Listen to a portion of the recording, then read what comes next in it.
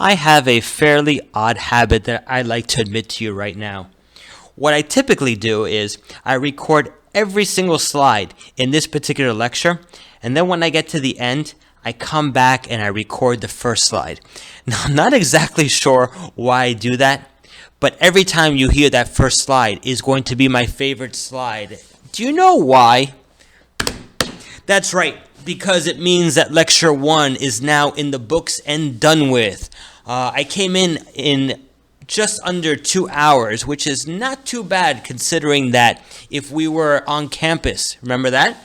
If we were in class, we would probably be here for a good 3.5 hours. So 2 hours is sounds like a pretty good deal. Sounds like a pretty good deal to me. I do like the way that lecture one turned out. There's a lot of different things going on at the beginning of lecture, but kind of get down to business at the very end.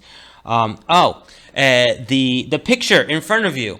I like to share pictures of my family. That way you can see that I'm a real human, just like you guys. That is my little girl. That's my baby. She is 20 years old last week. I love to tell you exactly where we are, but I have to be honest and say that I do not remember. I'm going to assume it's somewhere in Arizona, but it could very well be Utah. Even though I don't remember where it is, it was a beautiful, beautiful day. You'll meet the rest of my family as we pile on the lectures here throughout the semester.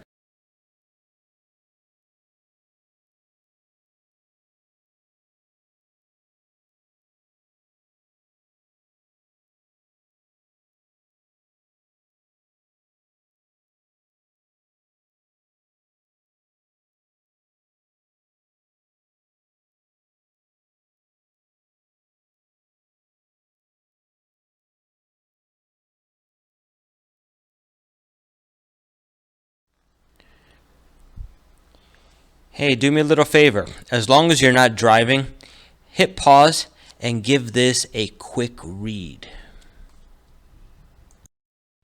Question's really quite easy when you think about it.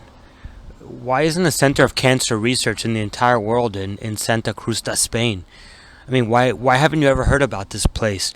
You're talking about a set of patients that have seen a remarkable recovery rate. I mean, you're talking about 100 times greater than the average American. Why is this place so obscure? Well, think it through a little bit. I guess the next stage is what's wrong with the research that you just read? So hopefully you've had a chance to think about it for a minute or two, and if you've really given it some thought, you begin to see that within the article there's so many holes in the way that the research is presented. Not the actual research, because there is, I'm sure, a whole paper and a study attached to this article. But the way that the actual article is presented in the New York Times, there's so many holes in the way that they presented their research. It's very unusable in many regards, and the way that it's presented is more for entertainment value. As critical professionals, which I think that as a craft, as a whole, we need to become more critical professionals. We need to begin to be able to understand and react to the data and the research that's being presented to us. We've become a very data driven industry, and we're producing, I mean, just volumes of data. As teachers, part of what's going to take your abilities to the next level is being able to take the data that you generate yourself and become a better teacher because of it. Guess what? That is the purpose of the class. The purpose of the class is not only to write your thesis with little quotation marks in the air, but it's also having the ability to take a research article, break it down, look for certain milestones and for certain key elements, so that you're able to better understand the research that's presented to you. Without this ability, we as teachers are basically at the mercy of someone else.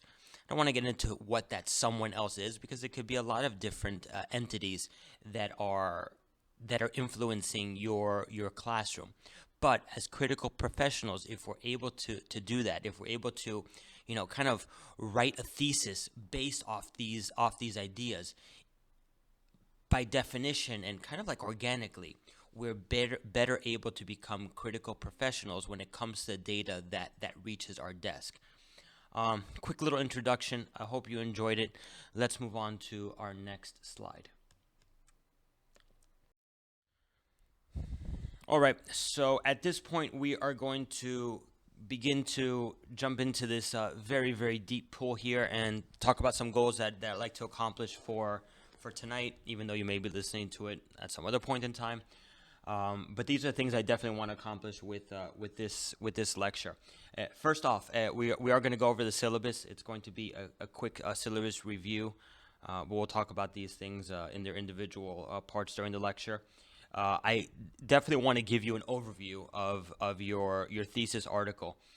I think it's important sometimes to take a top-down approach, meaning to kind of look at something, at a task, especially a task as involved as writing a thesis, to take a look at it kind of from like a big picture, and then begin to kind of narrow it down, which this lecture very much does, where we'll look at every section of your thesis. We'll talk briefly about it because obviously there's going to be a lot more information on each one of these as the semester moves forward, and then as we get towards the end of the lecture, we'll start talking about those bullet points in red at the very bottom, which actually mark and are a milestone for the development of your research idea, and that is going to be developing a statement of the problem, and then kind of choosing a topic to go along with it. So that's what you can kind of expect tonight. It's going to be a little bit of a mix of a lot of different things going on, only because it's the first lecture and there's a lot of stuff that kind of we need to cover ground on, especially with that syllabus point where there's a lot of other things involved in that. But yeah, that's definitely what you could expect over the next hour or so. Ooh, she's a hot one today. Perfect afternoon to record a couple of different slides here. So as promised in the last slide, which I recorded a couple days ago, haven't gotten back to it in a little while. We were beginning to talk about some content, and the way that we're going to begin this conversation is a quick overview of all the different parts of your research thesis, or what I often refer to as your research article. So let's jump in here and let's take a look at what's to be expected for the semester. Section 1, 2, 3, and 4. Those are the 4 sections that are going to make up your master's thesis. They're also the only thing that you have to submit as part of your work for the semester. Remember, I said narrow and focus. Well, it doesn't get any more narrow than that. Every section that you're going to be completing is simply a part of your semester grade. So, section number 1 is going to be your introduction and lit review. Now, fear not, I have a little bit of more information on each one. It won't be the totality of the information that you're going to get on each one of these sections, because that's the kind of like the purpose of the entire semester. But it's going to give you a really good overview of what you could expect. So, section number 1, introduction and lit review. For a lot of students, section 1 is probably the most difficult section. I think because it kind of takes people by surprise how quickly the semester gets moving, as far as work that's due. So we're going to keep our eye on that one as we go forward. Section number 2, we're going to talk about your methodology. Section 3 is going to be a good shot of data analysis, which obviously we'll talk about using some Excel and some other interesting programs in order to help us analyze the data that we're collecting. And then finally, with section 4, we're going to bring it all together with a discussion and action plan. Let's take a look at some of these in a more under a higher magnification lens. So if you take a look at section number one, the one characteristic that I could tell you off the bat of that section number one is going to be that it's very dualistic in nature. And I mean dualistic in the sense that there's a couple of different purposes that section number one is hoping to establish very early on in the research process. I look at section number one as an opportunity for a researcher or a writer to bring the reader into their work, kind of let the reader know, look, this is why I'm doing the research that I'm doing. This is why it's important, and this is kind of the way that I'm going to go about doing it. Now, it's not going to go too far into those things. You're going to begin to like articulate them to some degree, but if you've done things in the correct sequence, you're going to be, in essence, setting the stage because the research hasn't been done yet at the time of writing your section one. Part of that setting the stage process is the other side of the dual nature of it, which is that underneath the dotted line, the bullet points under the dotted line, is going to be a review of literature. And a review of literature is basically when you go out into previously established research articles, and you find different points and different ideas that are going to further support the need for your particular research. Personally, I happen to like the review of literature process. Over the years, I've developed a kind of a nice sequence of how to go about doing that. I believe you'll be exposed to that in lecture number 3 or so. But that section number one is going to give you the opportunity to do several different things. Let's take a look at section number, that's right, 2. The term here is methodology. And for those of you that are ELA teachers or have taught ELA in the past, you know that every single year you teach those students a how-to piece, how to do something. Last year I was teaching part-time for a couple periods a week in a 3rd grade class, and we wrote a how to make a peanut butter and jelly sandwich. Well, a methodology is nothing more than a more complex and detail-oriented how-to of your research. How you're going to collect the data that you need in order to prove or disprove your hypothesis. And I kind of slowed my pace there a little bit because that prove or disprove is the correct terminology in regard to your hypotheses. Your methodology will be fairly detailed. I'll talk about some samples and some procedures and definitely some instruments that you're going to use in order to collect your data. But this would be the real estate and the space where you're now going to delineate all those kind of main steps that you're going to take as part of your research. Lucky number 3 has to do with data analysis. And for some odd reason, teachers have this phobia of Excel and numbers and numerical data. And not all teachers, obviously there's going to be those that are very gifted at math or math oriented people. But I do get a lot of people that have anxiety about data analysis. And first off, for the most part, yes, there will be numerical data that's collected, but there will also be non-numerical data that also needs to be analyzed.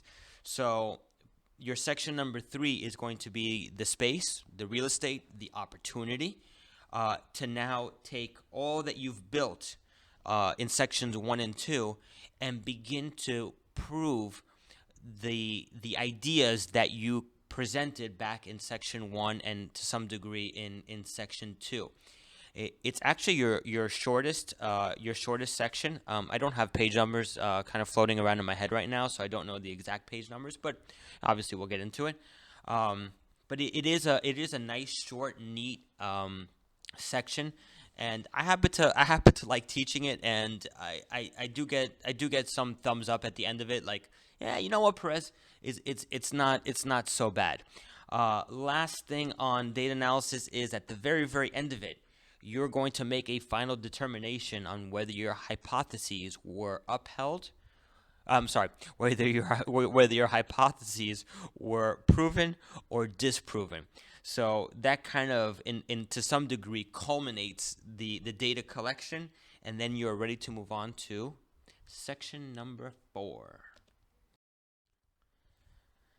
And by the time that you get to section number 4, hopefully it'll be well into spring, and you're going to be looking towards getting graduated, which is always a positive.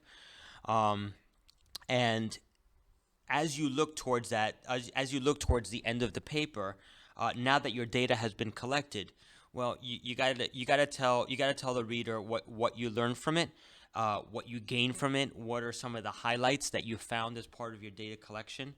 But you have kind of another side to it, and that is the action plan. And we'll learn a little bit later on in a couple slides from now about action research. And part of action research is going to be to have an action plan. Remember the purpose here. The purpose is to make us better teachers, to be able to take data which we've collected and now interpret that data, analyze it, and now make better informed pedagogical decisions based off that data.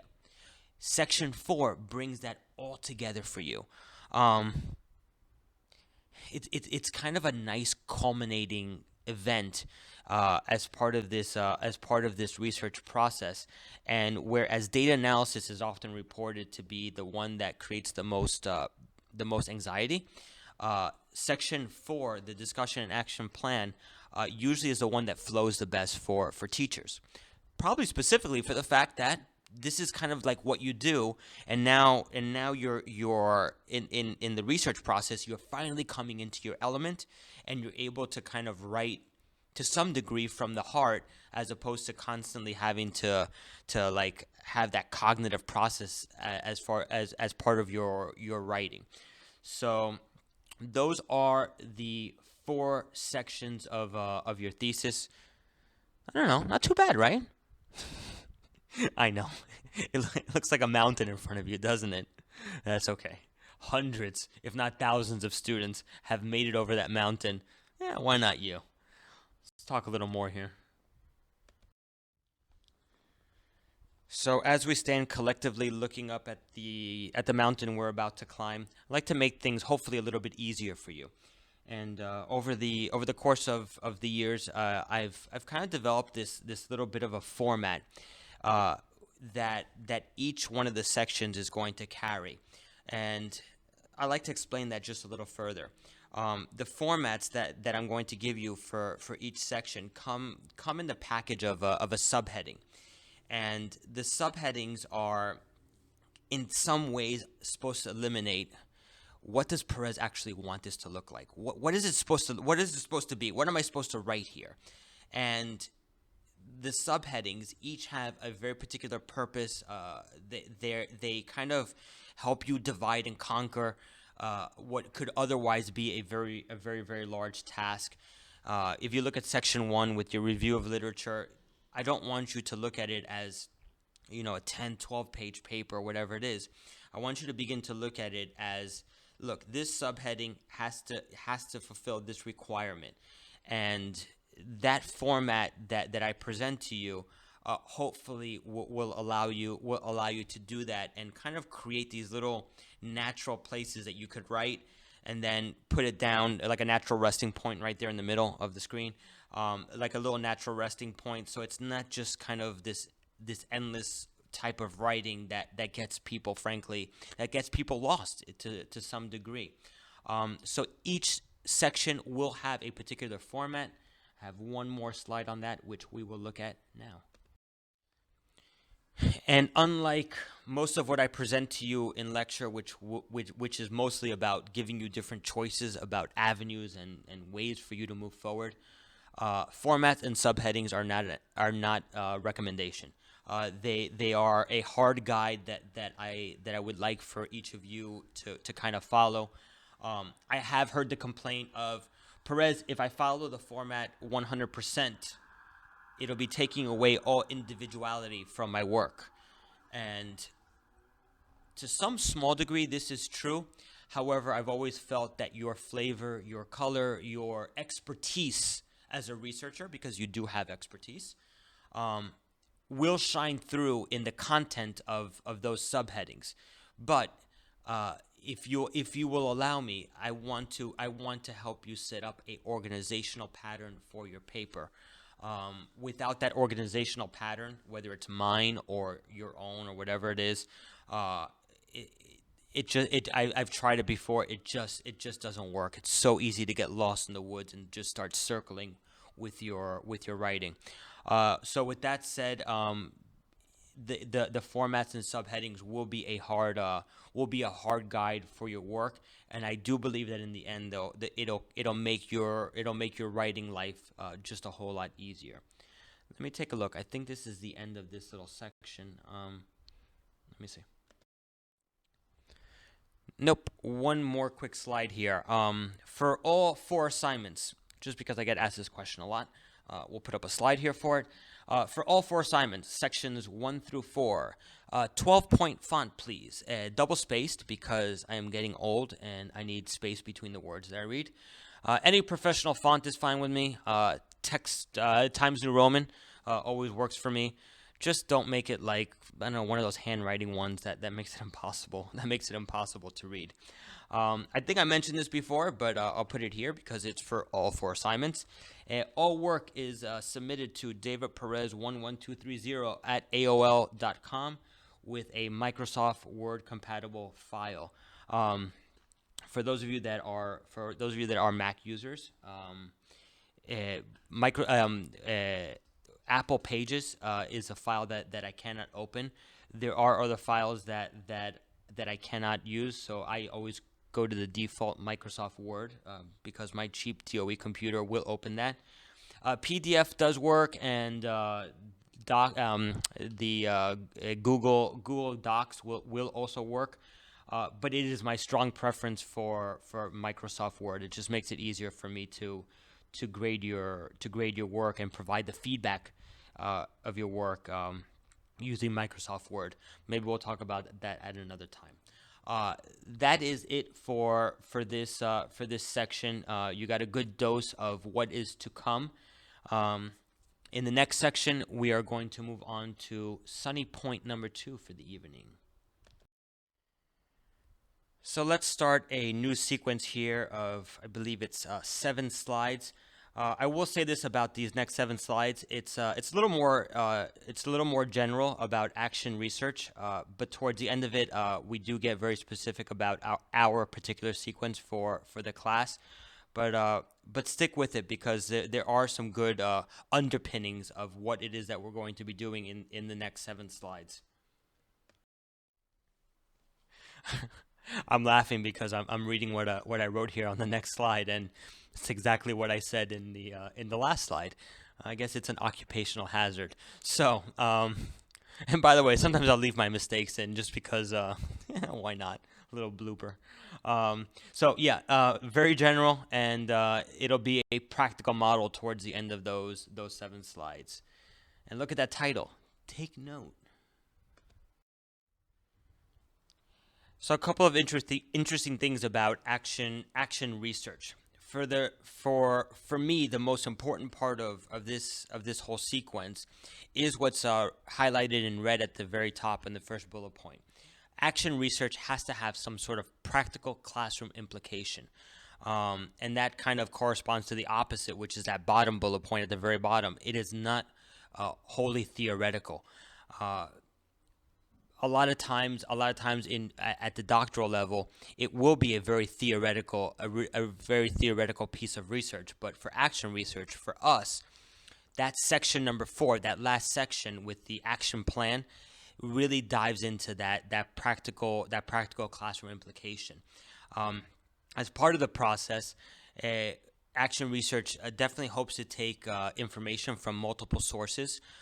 Fancy word is to synthesize the information and create kind of your own ideas and your own thinking based off what you've read in the past. and then finally to generate some new ideas from that collected data. It's not a book report. We're not just taking what we've read and putting it into a new set of words and then kind of regurgitating that over and over again. To some degree, the review of literature has aspects of that, of gathering information, but again, that's a small part of the overall.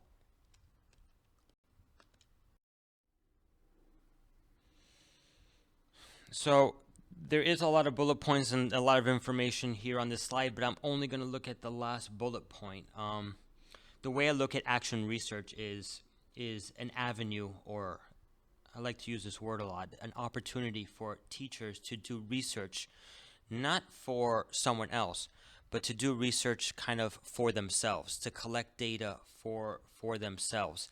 I think it's been far too long in our profession that someone else dictates to us as teachers what we should or should not be doing in class.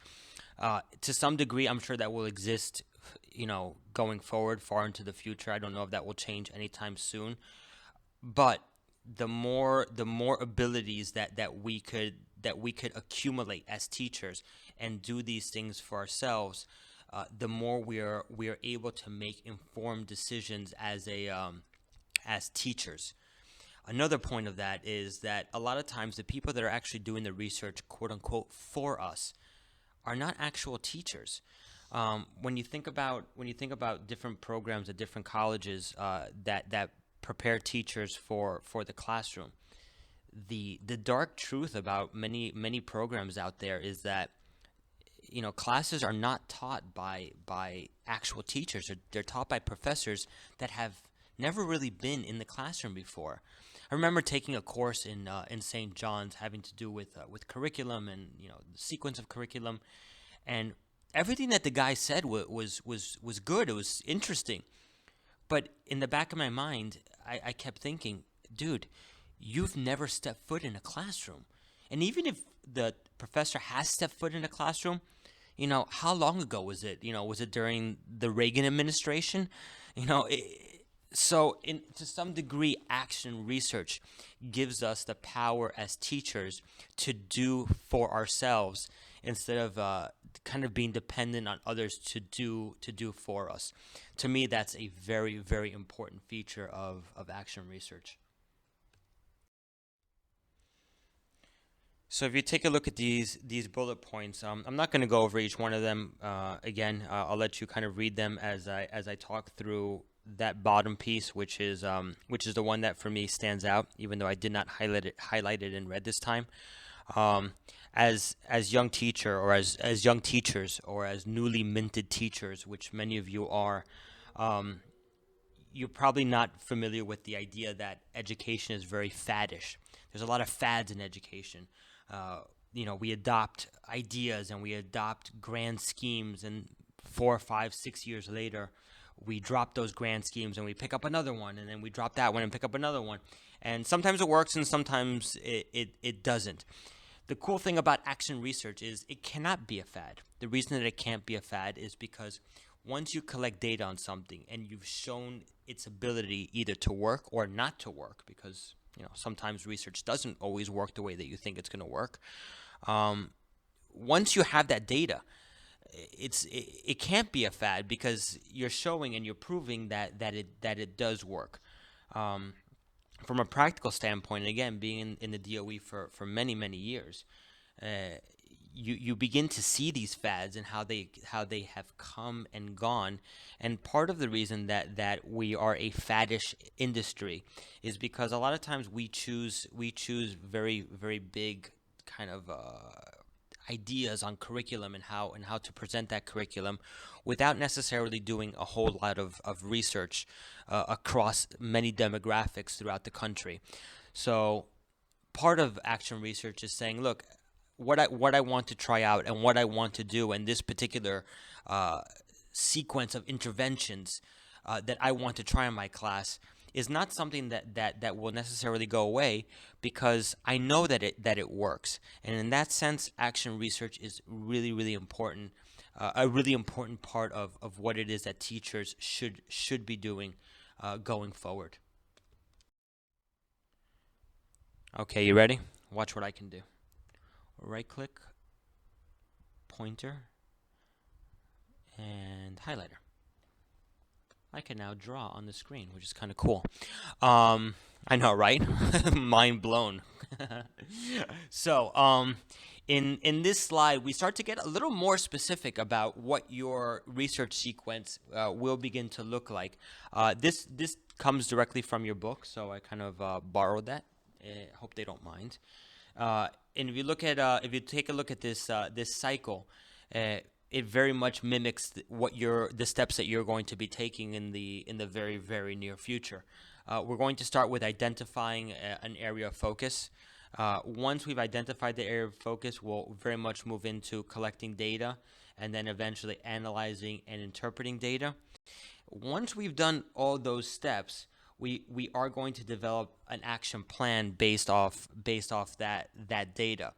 I'm hoping that what I'm saying right now is kind of ringing a bell from when we spoke last about the different sections of your thesis. Remember there were 4 sections? Well, take a look. 1, 2, 3, and 4. So these 4 sections very much mimic the assignments that are going to be due this semester.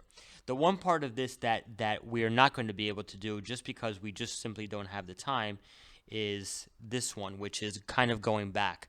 A lot of times in traditional data collection, you're not getting the type of data, or you're not getting the data that you're looking for. So there is the opportunity to go back and kind of begin the data collection process again. Same thing with the analysis. Sometimes you begin to analyze data and you realize, man, I'm just not getting what I need. So you go back to data collection. We are not going to have time for that. When I did my doctoral research, I did do that, meaning that I did my area of focus. I started collecting light data, meaning like here and there, and I called it like a little pilot study. From my pilot, I realized that I was doing things that I probably could do a little more effective or efficiently. So I went back and restarted the process. But for us, we're just going to kind of plow forward. One last little thing here. You see that last little arrow? We are not going to do that last little arrow because we will end it at your action plan. That last little arrow is for those of you that do want to continue your studies into a postgraduate degree. Certainly your doctorate would be an example of that, where you could very easily take this thesis and transfer it to a much larger study or into a different area of focus. So we'll leave that last little arrow for one last slide that's going to kind of put a bow tie on these 7 slides. And if you take a look at these carefully, what they essentially do is they divide your steps, your sequence, which you're going to begin fairly shortly here, and kind of puts it into a nice clean bullet point format. Yes, each one of these is going to very much represent one of your stepping stones along the way. We may not necessarily call it exactly what these are being referred to as, but each one of these steps is very much coming to a theater near you. So this is a coming attraction. That is it with this sequence. We're going to move on to the next set of slides, in which we'll talk about the different types of research that we're going to be involved in. Your question for today is, what are the 2 types of research that are commonly used in education today?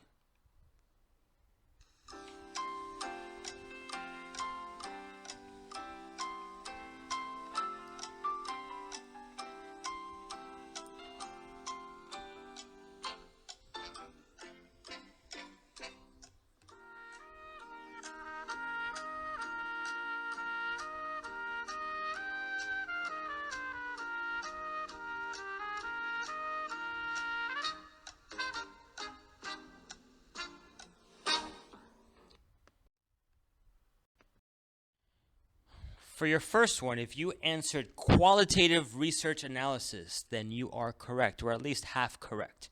Qualitative research. I'm sure you've heard of the term before. I'm sure you've heard of the next one, which I'm not going to let the cat out of the bag. But as far as qualitative research, it's a very holistic approach to the collection of data. And what it essentially tries to accomplish is it tries to gather different experiences using a kind of like a sensory approach. And in many regards, qualitative data very much relies on the five senses in order to give the reader an accurate depiction of the data that is being observed in a particular environment.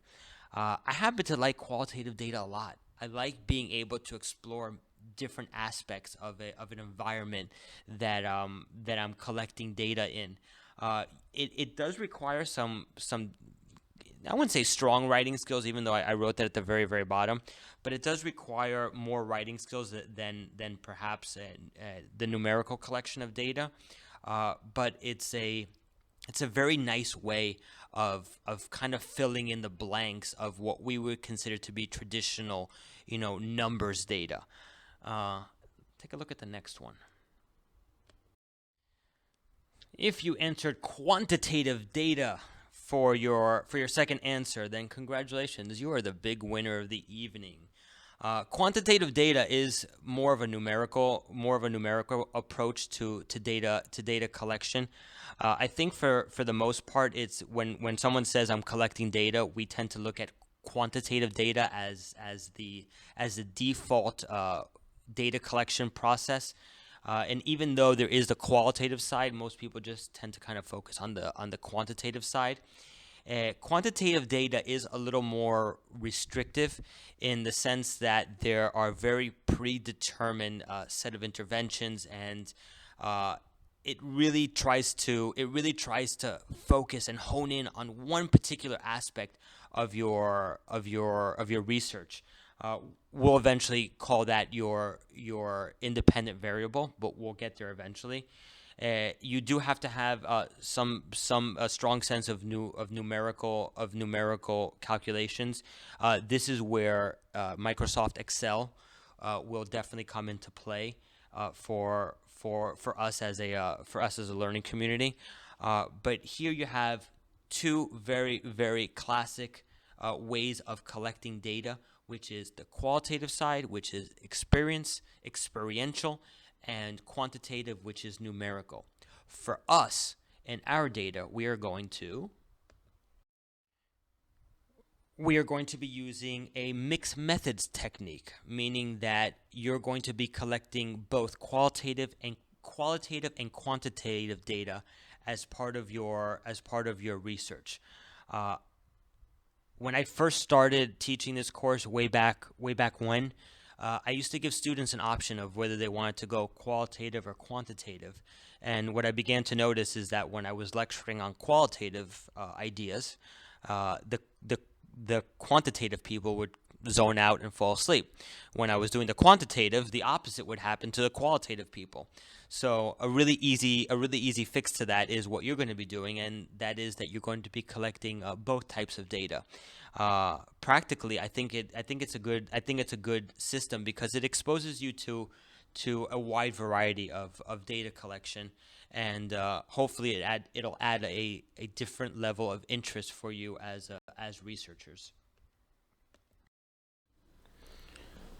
So with that concept in mind and that idea in mind that your research is going to have two outcomes, the qualitative and the quantitative outcome, the mixed methods, I want to show you a little model study. And the reason that I showcase this model study early in the semester is because I often refer to this model throughout the course of the semester for different purposes. If as we keep building here, and we keep adding to our knowledge base of the different tasks that are going to go into this research project. I do often refer to this model, so I like to showcase it a little bit early, And if you take a look at the very, very top, you'll notice that there's going to be two groups in this particular model study. There's going to be a regular group, and there's going to be a test group. And yeah, I'm pausing here for a second because I want you to start thinking along with me. Two groups, one regular and one test group. What's going to be in the regular group and what's going to be in the test group? Well, the topic, I could tell you, is going to be classroom lighting. And the intervention that I'm hoping to explore with this model study is the differences between the different types of lighting, differences between the different types of lighting during different academic activities. Regular group, one kind of lighting. Test group, another kind of lighting. Which one's better?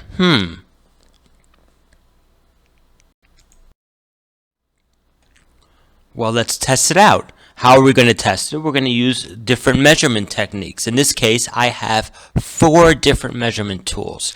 They are the following. We have teacher-made assessments. We have student reading rate, likely done through a running record. And if you don't know what a running record is, should probably definitely ask within your school. We have classroom observations, and finally student interviews. Right there, I mean, in 2 slides, you really have the framework and the basis for a complete study. Before we get into individual pieces, let's do it through a set of questions on the next slide. Let's jump right in here with these questions and start with the top one. Who will be participating in your study? So if you think back, or if you want to kind of rewind a little bit, take a look again. If you remember, there's going to be 2 particular groups that are participating in this study. We had one regular group, what I called a regular group, and one what I called a test group. So here's where we start to, I think, maybe learn a little something about these groups and how this is all going to come together. What intervention will the groups be exposed to? I use the word stimuli in parentheses because that is the correct research word, but for our purposes as teachers, let's use the word intervention for now. The intervention that they're going to be exposed to is the different types of lighting that exist within that research project. We still don't yet know exactly how it's going to look and how it's all going to unfold and take place. But that's okay at this point, because we're beginning to understand, or at least I hope that we're beginning to understand the concept that one group is going to be exposed to some sort of intervention having to do with lighting, because that is my my overall topic, and the other group, which is what I call quote unquote my regular group, maybe I don't necessarily expose them to the lighting. Maybe I don't expose them to that intervention, so I can know what traditional lighting what traditional lighting will do for them. Let's get some research words here. The test group is going to be your intervention group or your independent variable group, and your regular group is going to be now called your control group.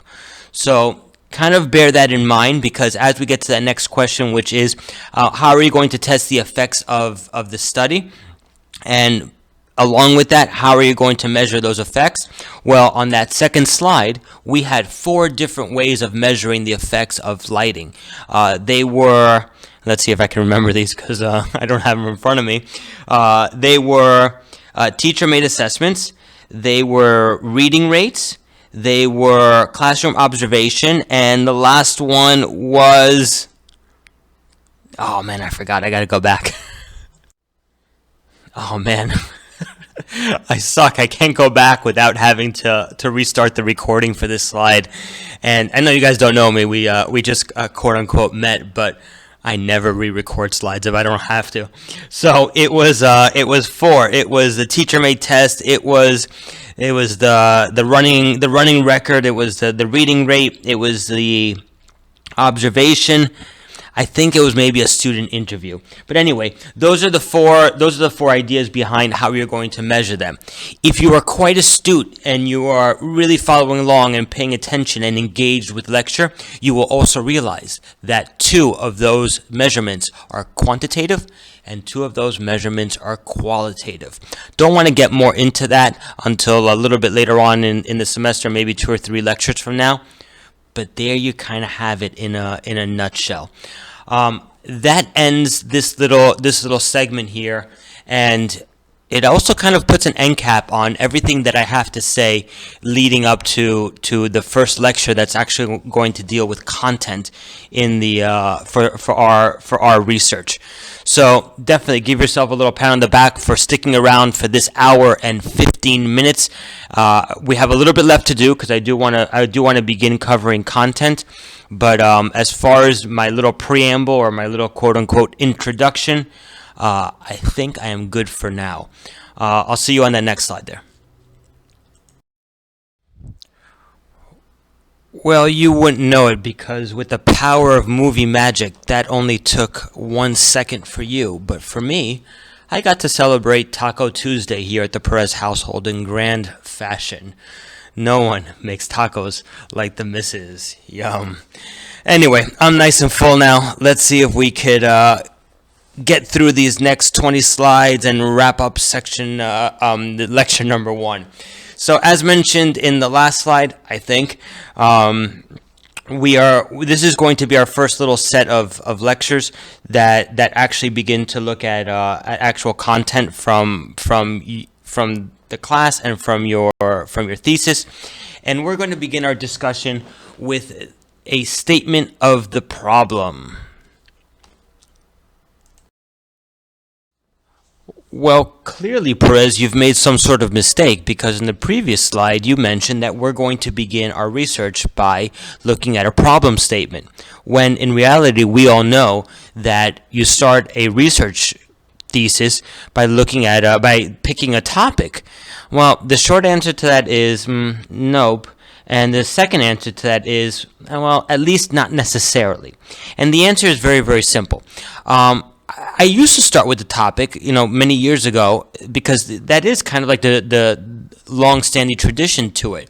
But over the years, what I used to notice is at the end of that particular lecture, at the end of that particular evening, back in the olden days when we actually used to meet in person, what used to eventually happen towards the end of the evening was that the topics were all over the place. Some were super broad, like, hey, Perez, I want to study ICT. I want to study co-teaching. Okay, great. What's where do we even start?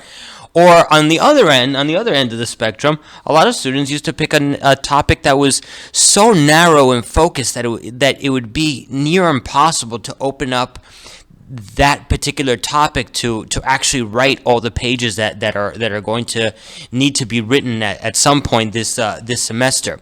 So instead of doing it that way, the way that I kind of came across through reading over the years was that we would start with identification of some sort of problem. And the reason that I like this path better than the other way is that if you could identify a problem, then you could also identify a solution. If you could identify the solution, then you have a way forward in your research world with which to push that research project. Let's take a look at some specifics on that on the other slide. The way that I like to do these next couple slides is I'm going to use the try it now slides that I had mentioned way back at the beginning of lecture.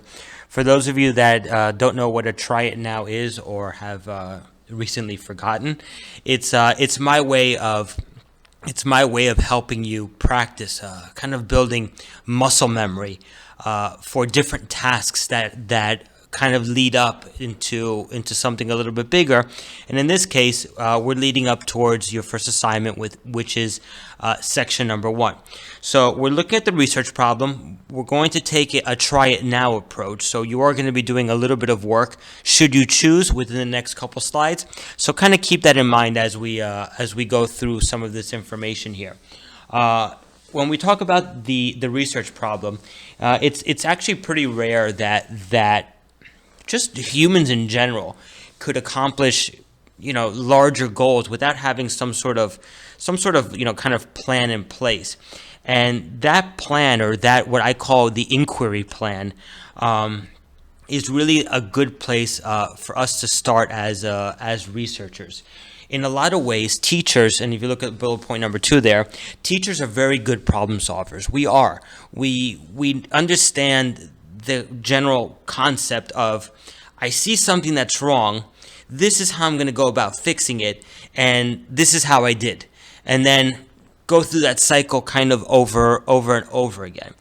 As we talk about that cycle of fixing things and what is to become your research problem, one of the things I want to caution you very early about in this process is that as you list your different research problems, the question and the overriding question that you have to continuously be asking yourself is, could I, as a teacher, realistically mitigate this problem in my class?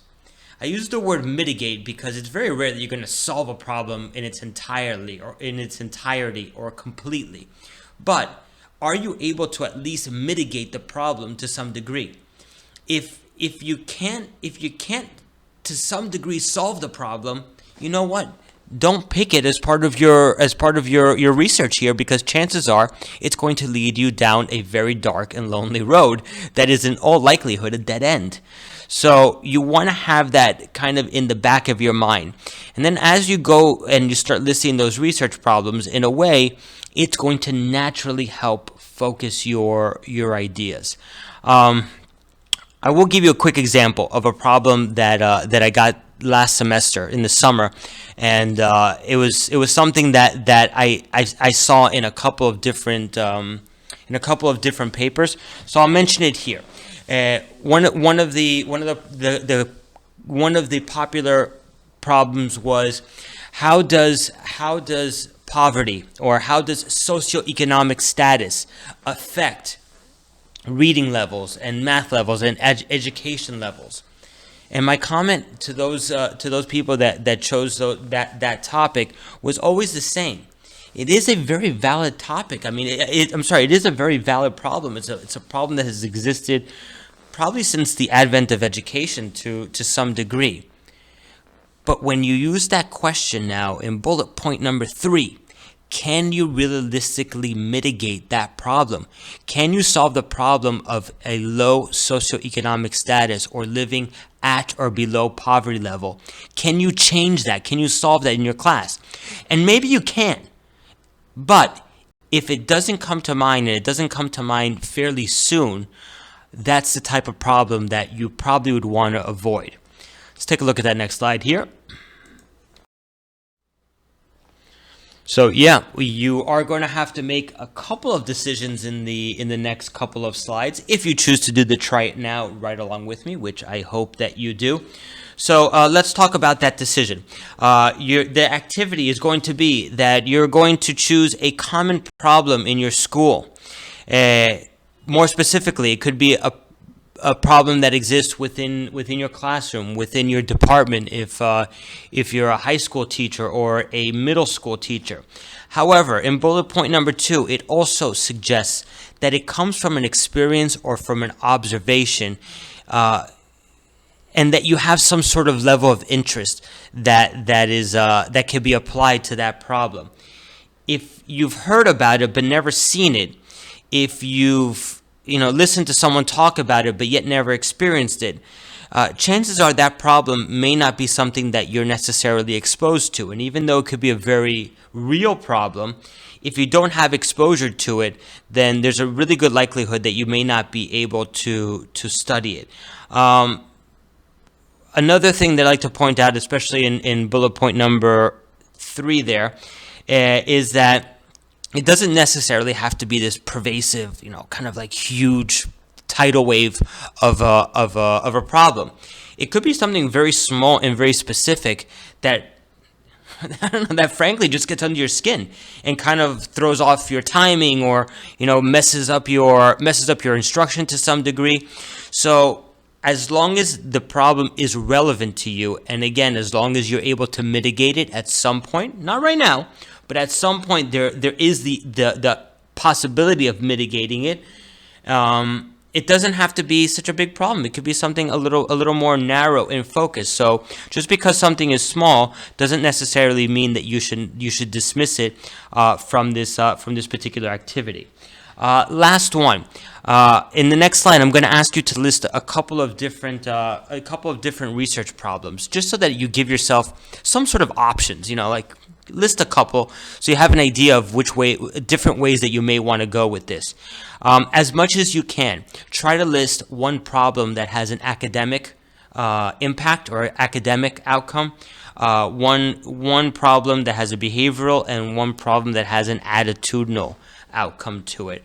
My thinking there is that if you give yourself several different outcomes, and several different places that the problem could impact, you open up yourself the possibility to say, well, you know what, this problem doesn't necessarily affect the academics of my class, but it certainly affects the behavior of the class, or the general attitude of the class. So definitely make the attempt to write one of each. One more slide here. One more. So, do you have your pen and paper ready? Perhaps a pencil? Does anybody even write anymore? Honestly, I haven't picked up a pencil and written, other than to fill out like a form and stuff like that, but to actually write out stuff. I know many of you are going to say, yeah, you have to write, Perez. I don't know, I type everything. I don't know. I don't know why I've come to be that way, but I very rarely write. But anyway, let's give this try it now a good shot here. In your own words, you're going to list those. You're going to list several different problems that you see in your professional setting. As best of your ability, please try to make one academic, behavioral, or attitudinal, and that last bullet point. Oh yeah, you're only going to use one of these that you're setting forward. So when I tell you, listen, I think you should be writing 3 or 4 different root problems, you're only going to choose one of them in the end. This is simply to give you one more option on that research dollar menu, and say, you know what, I like this root problem. I think I want to go this way, but I also like this one. So you give yourself some different options. I'm gonna end this little segment here. If you're working with me, which I kind of hope that you are, but I'm gonna end this little segment here, and in the next set of slides, we'll talk about what to actually do with the research problem that you came up with right here.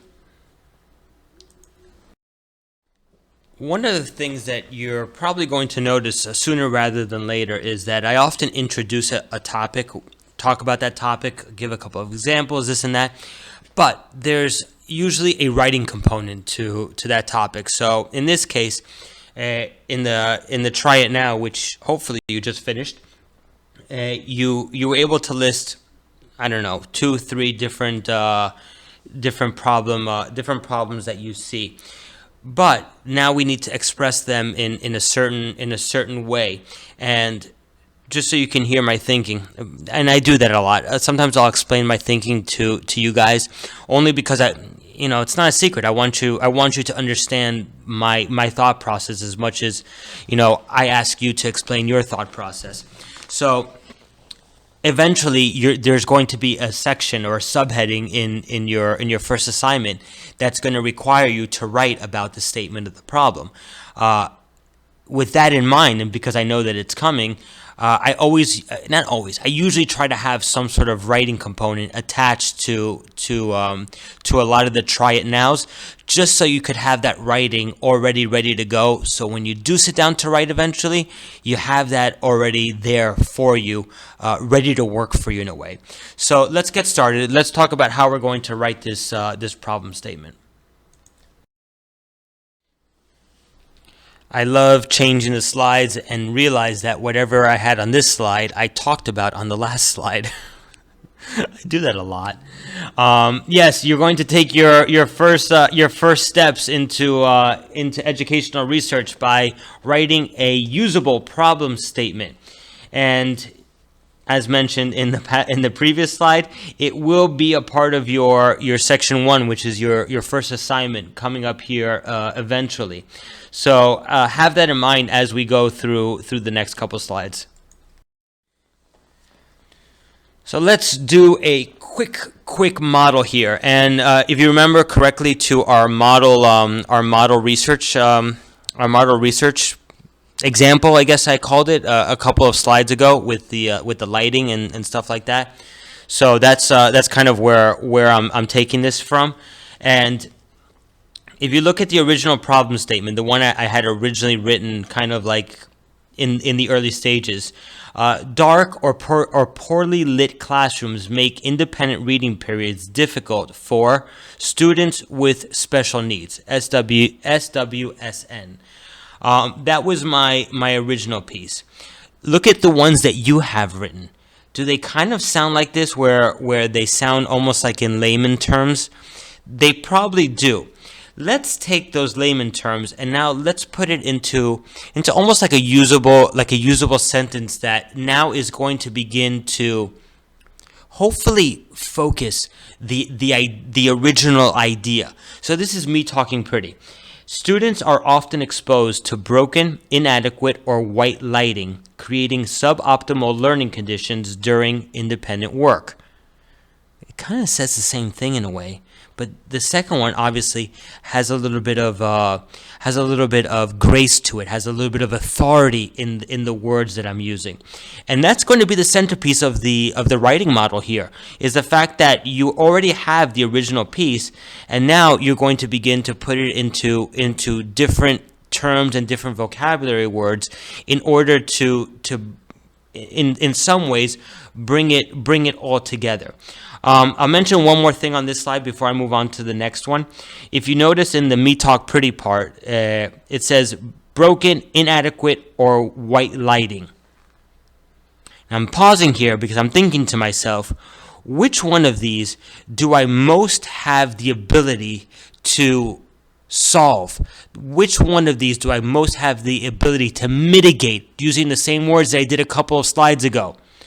For me, it was the white lighting that I could change the most. Why? Because I could go to the hardware store and pick up a couple of different types of light bulbs and do my examinations or do my assessments using different colors of lighting. Not necessarily red light or blue light, but more like a yellow light or like a daytime light or a fluorescent light. So you can see that even within the problem statement, even after you've written it nice and pretty, there's going to be smaller nuanced choices within it. Look at the next slide because it divides it even further. So take a look at how one problem, which is the original one, right? That original problem statement with the lighting. Excuse me, with the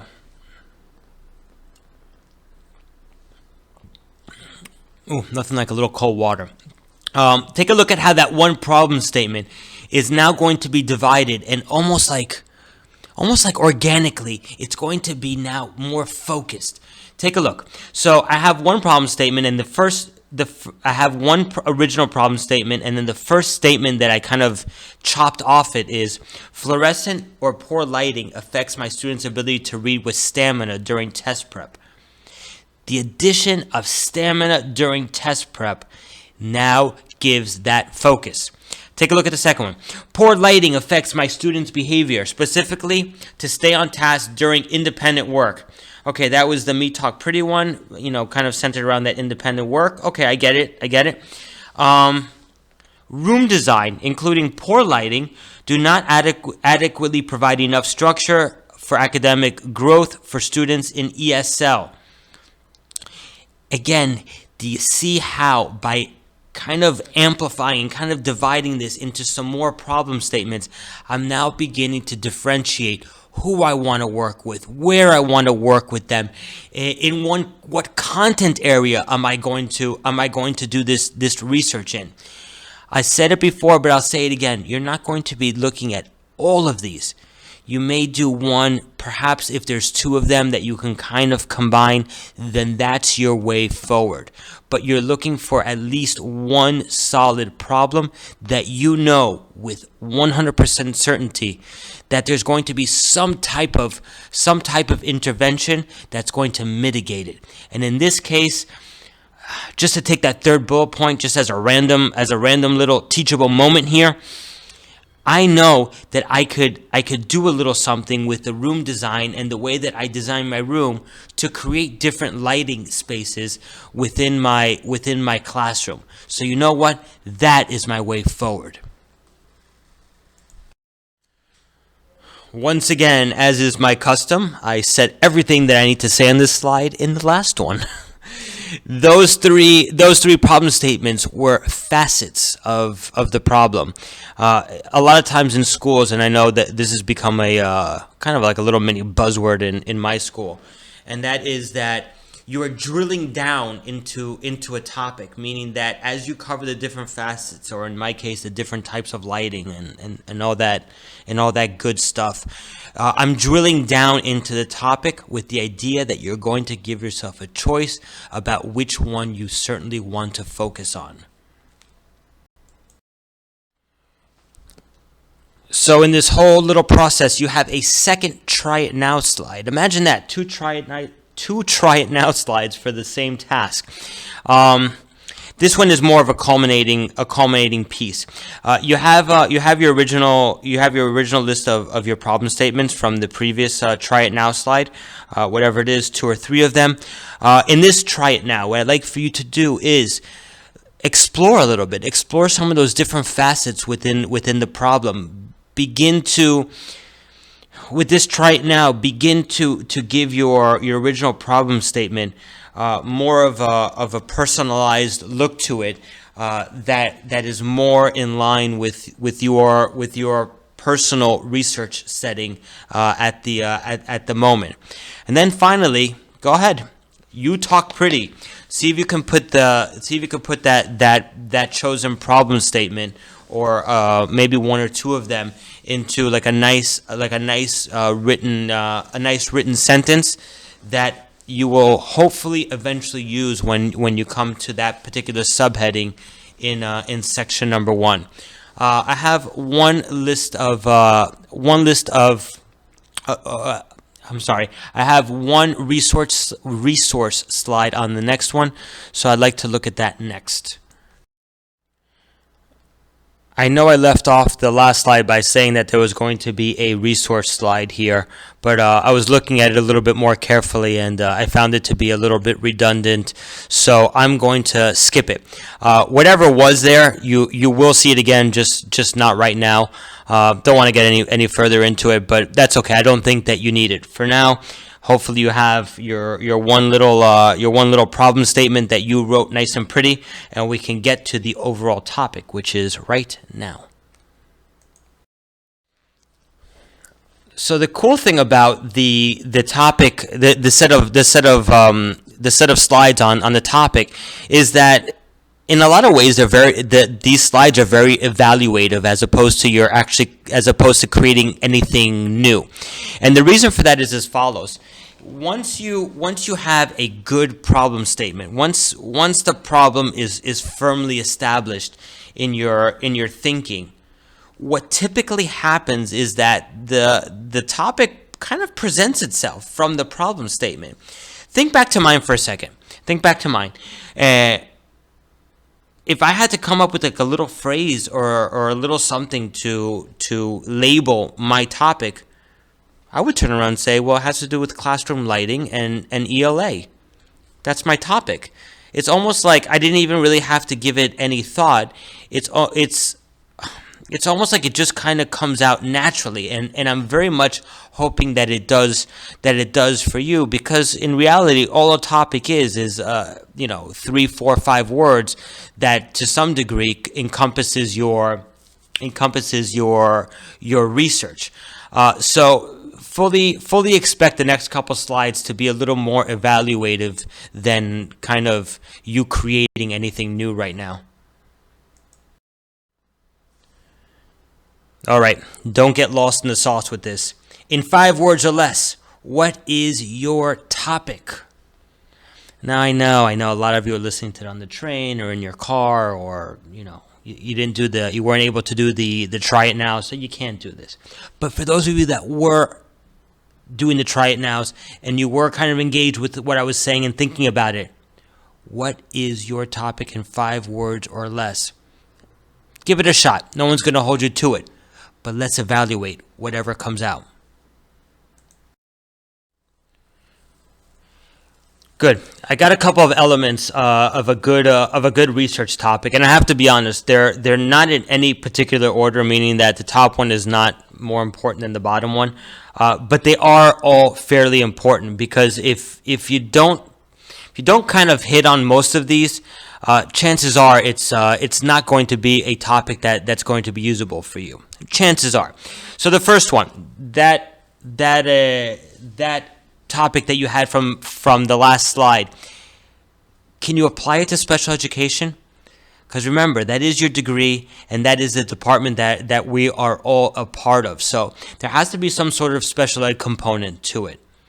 Of course, that second one is going to be, for me, the most important one as an evaluator every single time. That's why it's in red. Is there a tangible application? I'll say it a little bit differently. Is there a solution to mitigate the problem which came from that which spurred that topic? Are there several facets to your topic? Meaning that are there different things or different ideas that will kind of come from it? Is your topic exhibited? Is your problem exhibited in your school, among your school staff, among the student body? Because if you're not going to be able to see that problem in your student body, then chances are you're not going to be able to take data on it. The last two are kind of go hand in hand. The first one is, does your topic, is it engaging? Does it have a high level of interest? And the second one is, it isn't like something that's obvious. It's something that's like kind of like, okay, yeah, we all know. Like, like the topic, like smart boards, do our smart boards more engaging for students? Here, let me help you with that research topic. Yes, they are. Our students going to be able to better visualize what they're reading by drawing a sketch after every page or whatever it is. Yeah, I mean, these things have all been kind of done before. Let's get something that's actually going to spur some sort of level of interest within you. So tell the truth now. Did you check off a lot of those boxes with the topic that you came up with? Yeah, you probably did. You're all smart people. Let's take a look at these sample topics. Socioeconomic level of parents. The socioeconomic level of parents has an effect on the students' reading scores. You probably remember that from a couple slides ago. I used that example already. How about the second one? District and building leaders who have a strong vision have successful schools. Now, I have to tell you, those are pretty sounding sentences, and they sound like good topics. But in reality, these are non-examples. That's because you cannot impact the socioeconomic level of parents. And if you are so wealthy that you can impact the level of socioeconomic development of parents, by all means, please give me a call. I have a bridge to sell you. And the second one, it is a true statement that district and building leaders that have a strong vision are probably going to have successful schools. But I don't know about you, but I don't really see my district leader and even my building leaders, kind of see them once every couple of weeks, even before Corona hit. So these are not good examples. Of course, let's take a look at some good examples. Look at the difference of these two. Exploring the use of tangible versus extrinsic rewards during reading lessons. Let me ask you a question. As a teacher, can you give a student a tangible reward, a raisinette or a pencil from the little treasure chest that you have in the locked closet?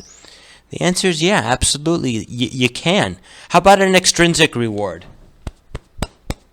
Here you go, a little sound effect, a little pat on the back, or how about a good job, buddy? You did excellent. Extrinsic reward. Can you do these things? The answer is yes, you can. About the second bullet point, a kinesthetic activity. Kinesthetic means full body learning. Ooh, giving a little stretch while we're talking about kinesthetic. Kinesthetic learning, full body learning when it comes to rote academic topics. Think of a good rote academic topic. Oh, yeah. Let's say you're in 4th grade and you're doing times tables. And instead of having the kids just sit there with flashcards, now you come up with some sort of cool and inventive and engaging activity that you found on Teachers Pay Teachers. And it's a kinesthetic activity, so you can actually do it in the classroom. That's the difference between these samples and the ones before. Whatever is here comes from a problem that can be solved, and then the topic can be seen within your classrooms. That's what we're looking for. We're looking for a way forward while beginning to define what all this is going to kind of look like. With these particular samples, you begin to see that yes, these types of events are possible within your particular educational setting. So in this case, I will leave the resource page up. I'm not going to read each one of these questions for you. What you can do though is you can, at your leisure, go ahead and give the video a pause, and you can perhaps either begin or finish up the evaluative process by asking yourself some of these questions, and they're pretty straightforward. But similar to that checklist when we first started talking about this, if you don't have an answer to these questions, not in perfect clarity and in perfect detail, because obviously we just started the process, but if you don't have some sort of way through these questions, it should start to raise some red flags. For example, look at the second one. Does the population exhibit what you will be searching for? So in your school, in your educational setting, you're looking for something within that topic. Does the population that you work with exhibit that? If they don't, you're going to have a hard time collecting data on kids that don't exhibit what you need them to exhibit. So these are pretty straightforward and basic questions. I wouldn't spend too much time on them. For now, kind of as long as you have your research question, your problem statement, and more or less your five word topic, you're probably in all likelihood good to go. Second to last slide. I'm gonna take a break. I'll let you read that. It's just my usual dire warnings that I throw into the mix every now and again.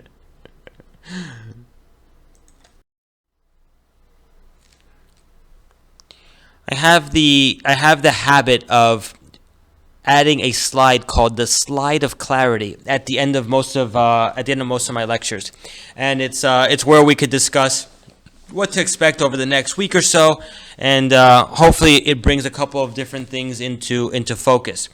Usually on a slide of clarity, there's also different work that you should probably be focusing on during the course of the next week.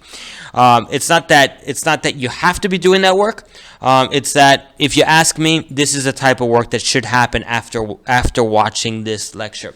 So in this case, with this little slide of clarity, I am asking for 30 minutes, and then I underlined just 30 minutes in case you didn't get it the first time. With that 30 minutes, I would love for you to do a little bit of Google reconnaissance. Your textbook calls it reconnaissance. I happen to like the word, and do some light reading. Type your problem statement into Google. See what comes up. Type your topic, your 5-word topic phrase into Google. See what comes up. If you want to get really sophisticated and get crazy with the cheese whiz, go ahead and go to Google Scholars and do the same type of search feature. We'll be not using Google Scholars in the next couple of weeks. We'll be using a little something else, but it's nice to get a little head start. What else should you be doing with those 30 minutes? Well, do you have any particular questions about your problem statement or topic? Go ahead and go ahead and feel free to write that down. As part of your 30 minutes. I know it sounds funny, and I know I'm being a little facetious right now with this second grade homework. 30 minutes of reading time and a paragraph reflection, but you will be surprised how just doing a quick Google search here and there and just familiarizing yourself with your topic will make all the difference in the world. I came in at under 2 hours, so I am ecstatic about that. I'm going to go record your first slide, and then it is Monday Night Football time. Bye-bye.